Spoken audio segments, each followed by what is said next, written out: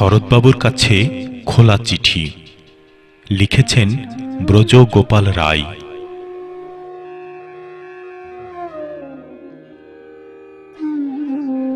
হাতিপোতা গ্রাম কোথায় আমি জানি না, তবে হাতিপোতা গ্রামের জমিদার বাড়ির সিংহ দরজায় একটি করুণ বিয়োগান্ত মৃত্যুর কথা আমার স্মৃতিতে জলজলে উজ্জ্বল আজও।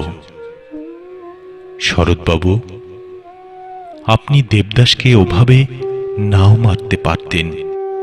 আপনার পারু কি দোষ করেছিল? পারু তো প্রাণ দিয়েই ভালোবেসেছিল তার দেবদাকে।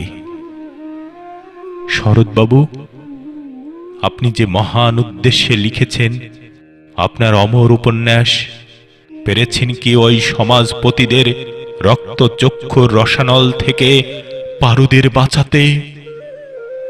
আজও তো দেবপ্রেমের পারুরা তাদের ইচ্ছেকে বিসর্জন দিয়ে দেয়ালবন্দি জীবনের জল সংসারে ঘরবিহীন ঘরণীয়রা।